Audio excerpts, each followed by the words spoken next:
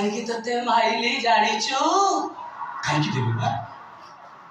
ସେଦିନ ଭୀଷ୍ମ ପ୍ରତିଜ୍ଞା କରିବା ପୂର୍ବରୁ ମାତା ଗଙ୍ଗା ଯଦି ଏମିତି ଦେବବ୍ରତକୁ ମାରିଥାନ୍ତେ ତାହେଲେ ଦେବବ୍ରତ କେବେ ଭୀଷ୍ମ ହୋଇନଥାନ୍ତେ, କି ମହାଭାରତ ଯୁଦ୍ଧ ହୋଇନଥାନ୍ତା।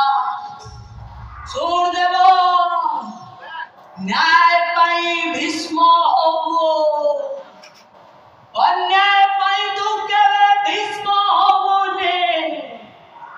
ନିଜ ଦେହ ମନକୁ ପବିତ୍ର ରଖିବୁ, କାହିଁକି ନା ଏଇ ମନ କାଶୀ ବୃନ୍ଦାବନ ନା। ଦେବି ମା, ମୁଁ ତମ କଥା ରଖିବି।